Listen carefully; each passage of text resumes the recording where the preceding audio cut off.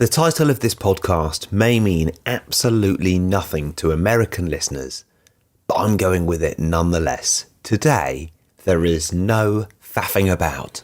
Hi, I'm Tony. I'm an author, presenter at Sky Sports, and years ago I went to the jungle and got ill. Very ill. So this is my podcast adventure to find more energy. It's packed with biohacking, science, health tech, supplements, and some of the most well-known experts on the planet. This is something I spent 4 months of my life doing with electrodes glued to my head so that you can do a lifetime worth of meditation. Decide what you don't give a fuck about, which is something you don't care about. Some of it gets quite out there. I had some stem cells sent up to my house that I had stored, and then I injected myself with mannitol. And we even hack hangovers. Alcohol is poisonous. So is water and oxygen in the wrong dosage. So that's my podcast, Zestology. Live life with energy, vitality, and motivation. Welcome back to Zestology. Jenny Rogers is known as being someone who doesn't faff about, and faffing is the topic of today's podcast and how it links to health and wellness and biohacking and everything else. I suppose I better provide a definition for American listeners because about 50% of my listeners are American. You may not know what the word faffing actually means. This probably isn't the official Oxford English Dictionary definition, but faffing is sort of when you prevaricate, when you should be about to leave the house, but you spend 10 minutes trying to find your keys, and then you go to the loo, and then you do your hair. You're faffing. Just get out the door. And Jenny Rogers does not faff about. She is one of the UK's most experienced and well-known coaches who, in addition to her coaching practice, trains coaches all over the world. Her clients include chief executives, directors of some of the UK's best-known organisations. Her book is very well known and celebrated, and her new one is out. The book, Coaching Skills, is known as a sort of Bible on how to coach successfully. And I sort of felt like I was coached a bit on this podcast.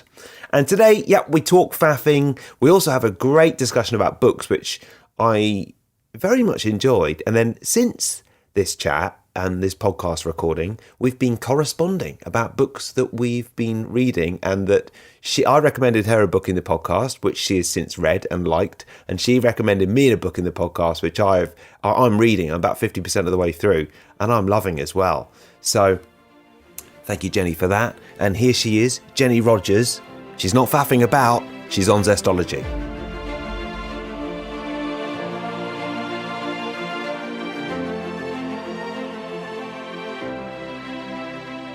Right then, we are underway. Jenny, how are you? I'm good today, thank you very much. I've been out for a very nice walk in my local park, Shoreditch Park. Oh, lovely. So it's not that lovely actually, because they forgot the trees and they're just planting some new ones. But what's happened? What's happened to the other trees? It's better than it used to be. Yeah. Oh, okay. Well, Jenny, let's talk about coaching then. I thought it'd be interesting at first to just look at how you define coaching. I've been a fan of coaching and therapy and all sorts of things for a long time, but a lot of those areas are actually quite different. So how would you define coaching? Well, I define coaching as something which raises your self-awareness and helps you make better choices. I think that's the heart of it. And you work with people on their agenda, not on, you don't know best, the client knows best. So The art of coaching is asking a good question. It's not about sharing your supposed wisdom. Yes. Yeah. I mean, it's quite interesting, isn't it? Because sometimes, would you say it's therapy as well, or can it be therapy? Well, that is a perpetually fascinating question to coaches. I'm not sure it is to therapists, but where the boundary is. And I would say for every coach, it's going to be in a different place. There's no fixed boundary. Yeah. Probably the biggest single difference is that people go to a therapist. You know, the word therapy actually literally means cure. So I think people go to a therapist if they know there's something quite badly wrong. That isn't universally true, but let's say as a working definition. Yeah. And therapy comes out of a medical model. So some therapists still talk about patients. So a patient is somebody who's lucky to get what they get, and they have to be patient. I know, exaggeration, of course. Yes. And I don't think coaches think about it like that at all. They think of their clients as being well functioning by and large, even if in some respects they're not. Yes. And I don't think coaches think of what they do as curing anybody. Yeah. I think it's about building on what's going well by and large. Now, there are lots of kinds of therapy where I think therapists would say that's true of what they do too. So therapy isn't just one thing. There are literally hundreds of different schools of therapy. Yeah, I think that would very like coaching. Yes, so. Yeah. No, I know it varies so much, and I think what you talk about there would very much appeal to people listening to this podcast, because a lot of people, they don't think necessarily I'm listening to this because there's something wrong, but they want to sort of get a little bit extra, or they want to improve, or they're interested in how they can sort of take their lives to the next level in whatever it is. Yeah, well, that being said, I think the one key condition for coaching is you must realize there's something, there has to be something you want to change in your life. Yes. If everything's going fine, you really don't need a coach. So if somebody else, as in the kind of coaching I do, which is executive coaching, the boss thinks this person needs a coach, that person may not agree. And then you've got a problem. In which case you really have got a problem, because they don't think there's anything that needs to change. And they may come to coaching just wanting to, for instance, complain about the boss. That's quite interesting though, because actually I feel in my world, broadcasting, I've known a lot of broadcasters who it's not normal sort of managerial process doesn't seem to take place in a lot of media companies. There's just not the same element of sort of like PDPs or sitting down and assessing your performance in any particular way. Yeah. And I often feel that the very best broadcasters who think they're doing it great could do with some coaching, whether it's actually on what they do on air, for example, or just something around their lives. So and they wouldn't say they need any help. So maybe everybody does need it. Yeah, if they don't. I mean, there is a story in my book about one such person, and who was recommended to me, and whose boss said he might play games with you. He might pretend to get coaching, and give you the charm offensive, pretending he's going to be coached while he's laughing up his sleeve and telling his mates it's all a waste of time. In fact, that client did know he did need help. But you're quite right. The media world generally, I think, as in any profession where people have to take risks and trust their own judgment. So being a surgeon is another one. Where the profession recruits people who are at least superficially very confident and may deny that they need help until it gets to be a crisis, when sometimes it's too late. Do you think it's the other thing is that the people who end up being leaders are not actually professional leaders? They tend to have been producers or directors or whatever it might be. And therefore their real skill set isn't in managing people and bringing out the best in people. Yeah, well, that's quite right. I worked in broadcasting myself for many years, and that's completely right. People get promoted because they're brilliant at the editorial work, and I think it's better now. I don't know whether it's true where you typically work, but they do get access to training now, and some of them take full advantage of it and learn a lot, I think. But some would still say, oh, well, that's for the suits. It's not for creatives like us. Yeah, exactly. Yeah. Well, look, you mentioned your book. Congratulations on that. I know it came out a few days ago. Has it been exciting, it coming out? It has. It's been a very long time in the making. So it feels like in some ways hardly believable that it is now published. But yes, it has. It's been lovely to you. I think Penguin have done a really nice job of the production part of it, and very supportive. So it's been a joy working with them. Great. Yeah, it's a long old process. And I haven't read it yet, but I'm really looking forward to reading it. And when I was reading about what's in the book, it reminded me of a book that I've recommended on this podcast. I wonder if you've read Irvin Yalom's book on therapy. I have. which is an incredibly moving book.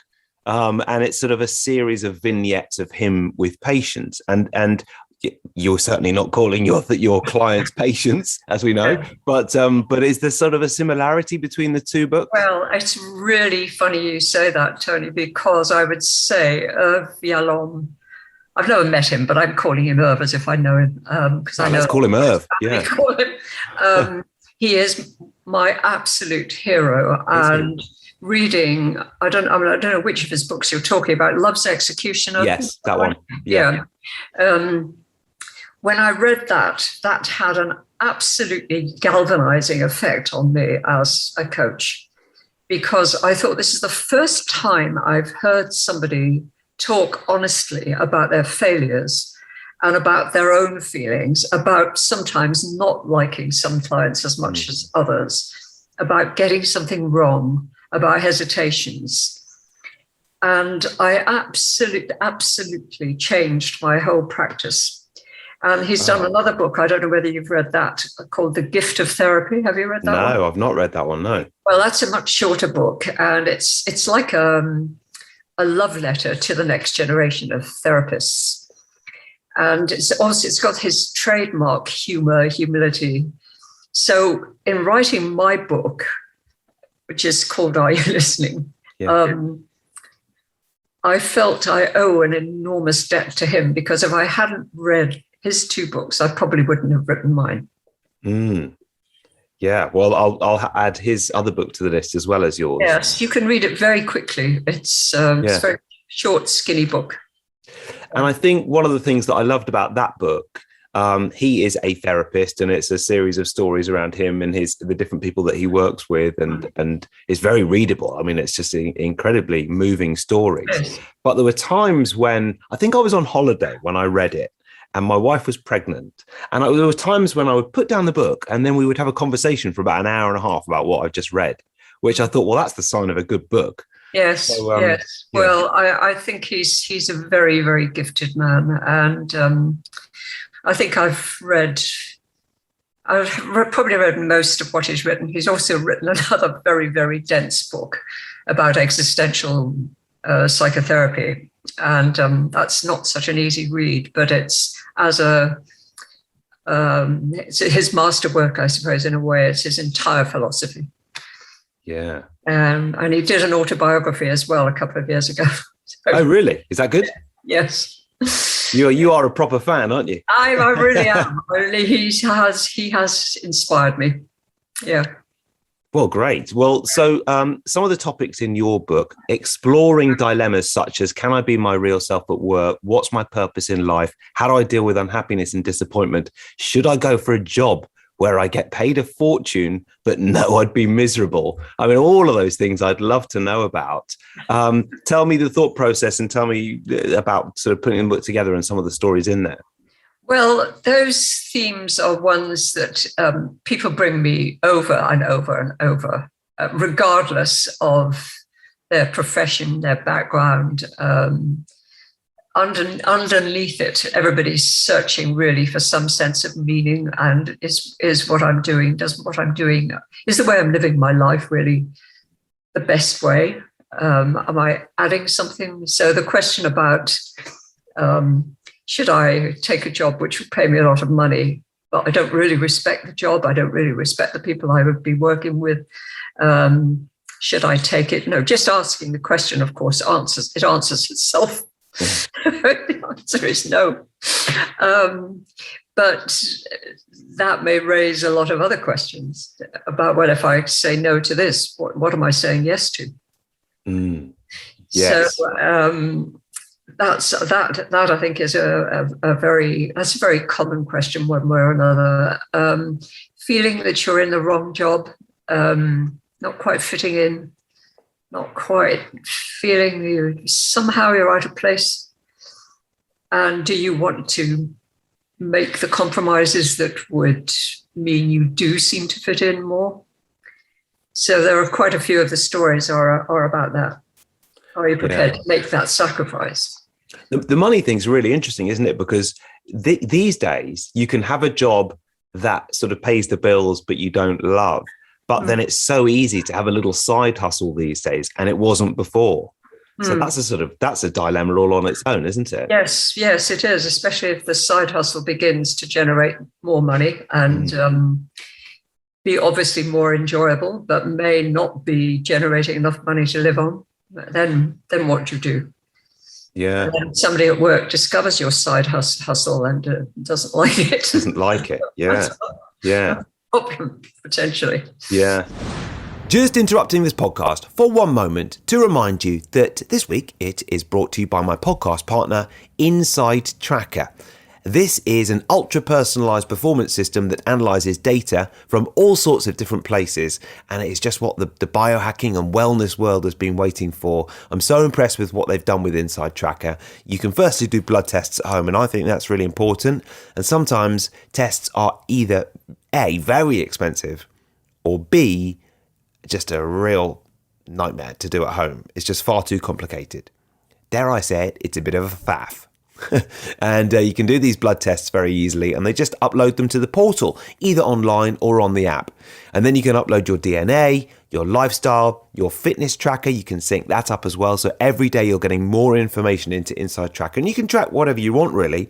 There's a big diet component to Untitled Chapter too, which I think is so important. I'm wholeheartedly on board with the concept of fuel and diet and how it fuels the body. And obviously I wrote quite a bit about that in my book, When Life is a Bit Meh, You Need Energy. My results have thrown up some stuff that I've definitely made changes on. I've already spoken about how one of my blood markers came back well outside range, and I'm working on that. I'm looking forward to getting that tested again with Untitled Chapter. And if you want to do the same thing, you can go to untitlechapter.com/zestology. You'll get the discount of 25% off on that. And that is at untitlechapter.com/zestology. If you're a biohacker, you need to be tracking your hacking. Back to the show. In these stories, that obviously draws on your experience as a coach. And you told me earlier that you worked in broadcasting. What's been your career path to becoming this esteemed, well-respected coach, writing a book like Irvin Yalom? Well, you're flattering me to say it is like Irvin Yalom. I'd love to send it to him. I probably should, actually. Yes. Oh, absolutely. You need to sign it and send it. Definitely. Do you like my book? Career path, I suppose, I've always been interested in developing people. So as a young graduate, I was a teacher in an FE college. Then I went to the BBC as an advisor on adult education. I sneaked my way into production from there, and I became a producer and worked on a lot of cookery shows. They weren't called lifestyle programs then. I worked with Delia Smith on her first primetime show. Great. Bada Jaffrey, Ken Hom, that generation of people. Yeah. And then I left. I went into publishing for a while. I was a commissioning editor, and much to my amazement, went back to the BBC, where I ran the management development department. And what happened there was that senior people began phoning me in secret, saying, don't tell anyone, but I seem to have a bit of a problem. Can I come and talk to you? Okay. Yeah. I had no idea this was what people would later call coaching. And there was no training, nothing. I didn't know anybody who called themselves a coach. And I found I enjoyed it, and it grew, and I began training other people in my department, training even though, I'd not really trained myself. And then slowly began to realize there were other people doing this. And that was more than just over 30 years ago. So in the end, I liked it so much, I thought I just have to leave and do this. Great. Yeah. And so I did. Wow, what a career path. And always nice that, obviously you need a bit of experience to be able to do that sort of thing, I suppose. Well, if you're going to work in executive coaching, yes, I think it does help to have been a boss yourself and to know it's actually really quite taxing. You were talking earlier about people in editorial roles not being, I think you called them not being professional leaders, and So I felt that myself, and I also of course, saw a lot of it around me at the BBC, and then later in other broadcasting companies, because I worked with a lot of other people in media jobs after that. So that was your contacts book, was it? Sort of reaching out once you made the switch?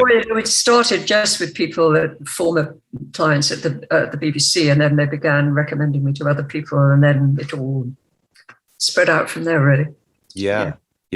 So I think there are sort of universal themes that come up on this podcast a lot that I'm sure come up with clients a lot. And one of them is sort of time and managing time. Is that the sort of thing you would look at?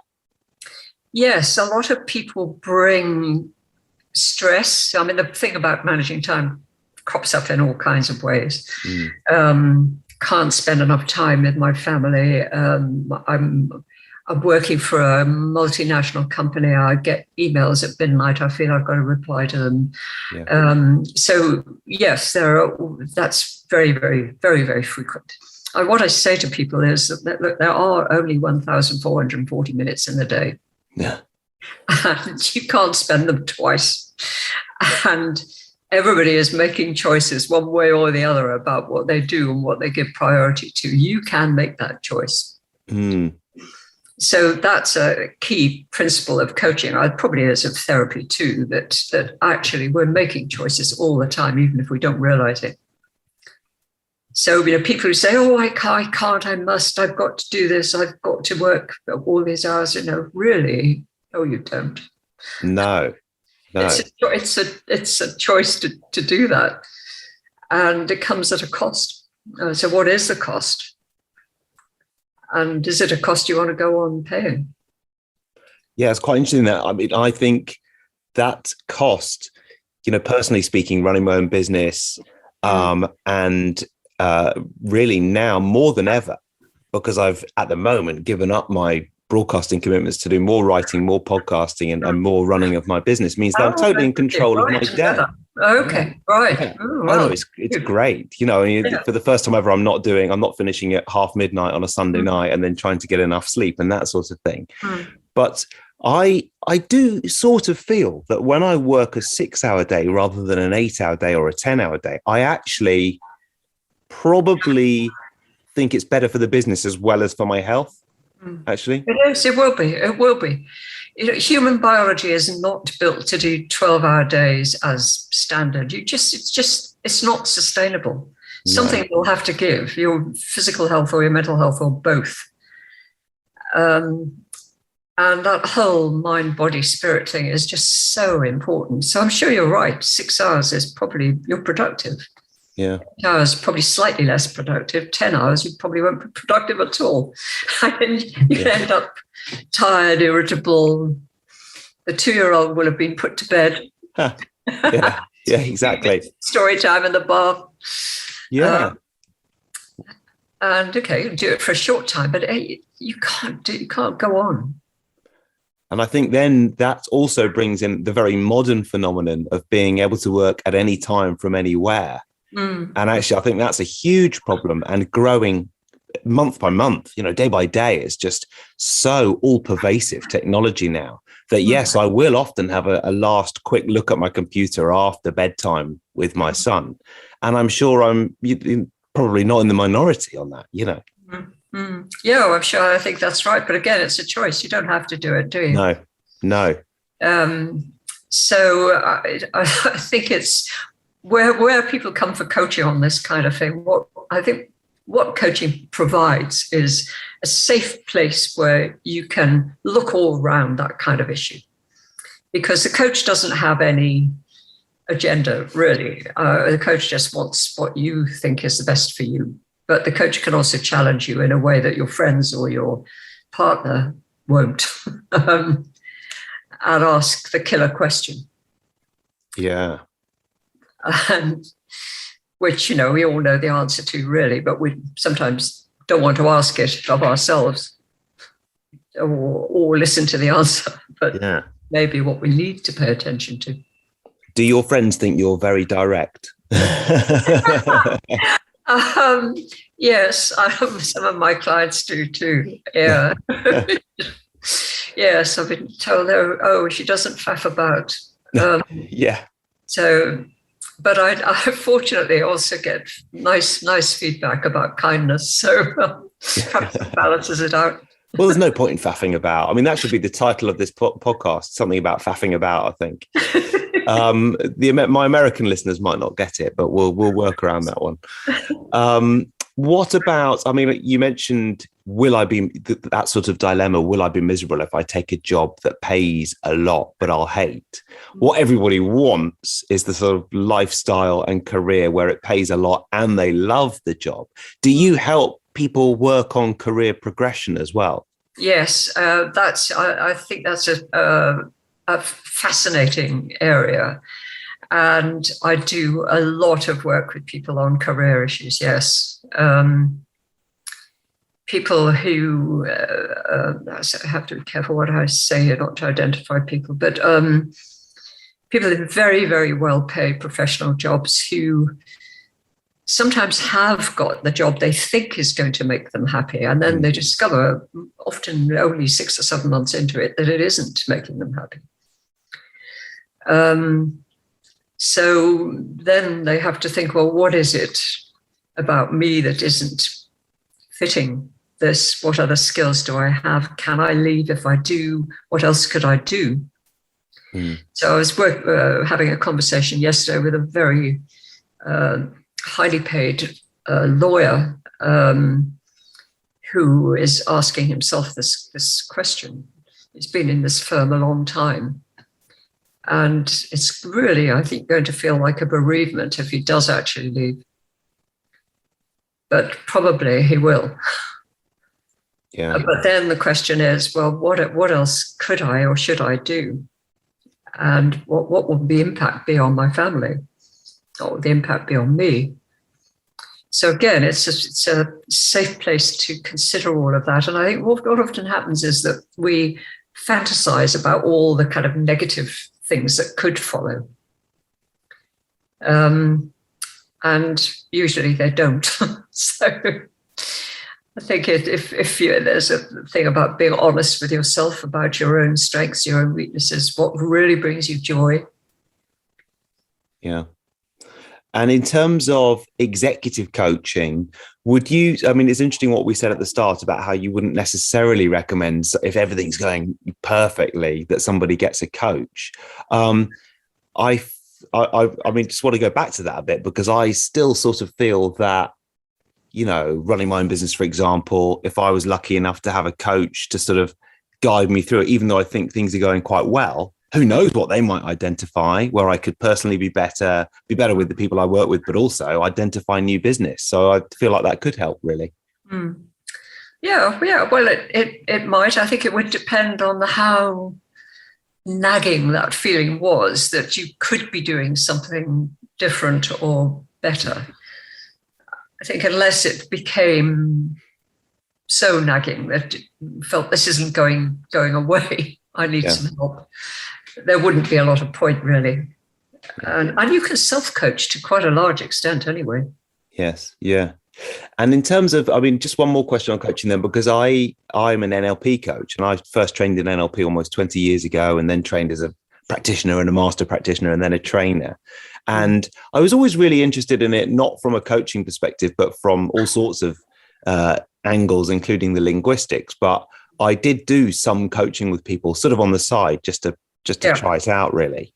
And I always felt like what might come under your executive coaching sort of label actually often ended up in a completely different place, which was quite therapeutic and often quite deep, and often an area that I didn't necessarily feel qualified to talk about. But have you found that over the years? Yes, I found it right at the start, going back to my first fumbling forays into coaching. That I didn't know that there was supposed to be these boundaries with therapy, and nor did my clients. So right from the start, people would come with something that was safe and, my relationship with my boss isn't brilliant, or I've got this person in my team who's not performing, I'm not quite sure what to do. But very frequently, there would also be a personal question. Yeah. about health or a personal relationship. Not that people were asking me to do marital counseling, because it was obvious right from the start they weren't. Yeah. But those whole person things came into it, and I think they're absolutely bound to. Yes. Yeah.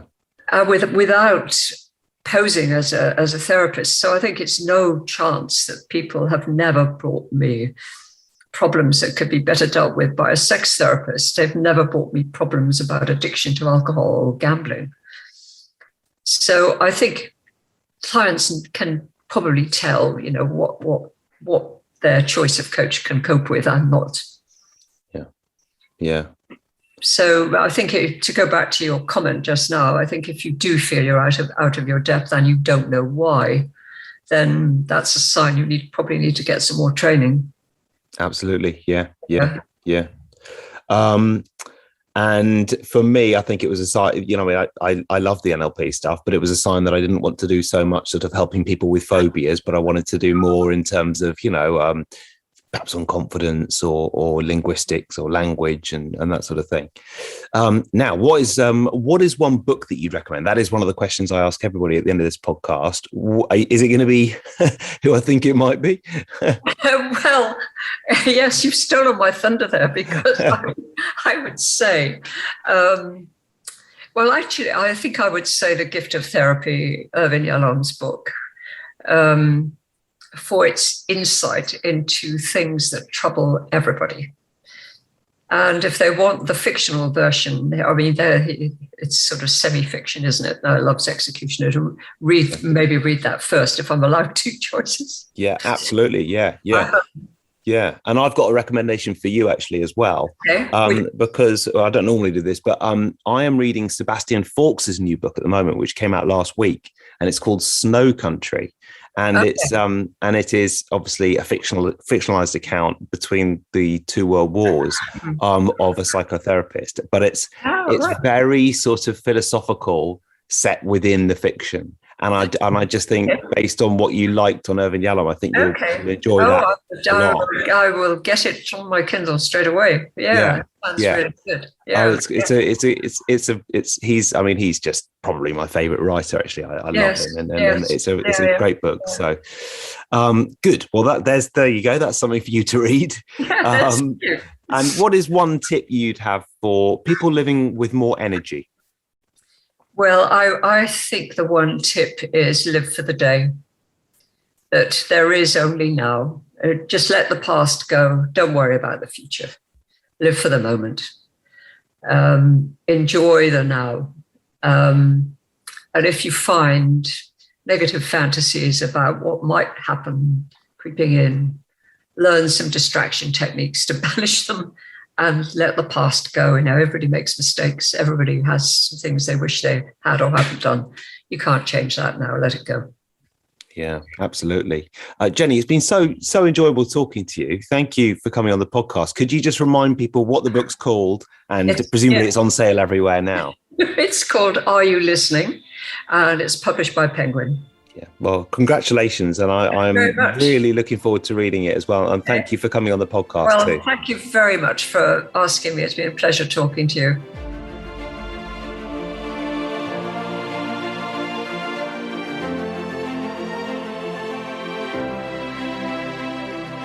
That is it for today's podcast. Thank you to Jenny. Thank you for listening. Remember, if you'd like the 3 Zesty Things newsletter, you can head to TonyWrighton.com.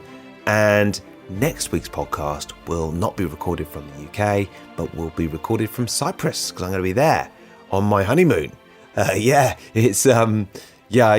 obviously said last week about how we had our wedding reception. I am spinning out my wedding as long as possible. Wedding 1 year, wedding reception the next year, stag do in the 3rd year. I'm still looking for a Wim Hof facilitator. We're going to be in Cyprus. So I do quite like recording a podcast when I'm on holiday, if only to make you jealous. But I've got my recording kit. I can go out and about. I'll record one down by the beach. And I wanted to record a bit of an update on you on my book, When Life is a Bit Meh, because I feel that it's you'll be interested to know what's happened over the 6 months since the book came out. So it's a continuation of the story, really. Make sure you're with me for that one next week. I'd be really pleased to have you with me for that. And I think it's going to be a good one.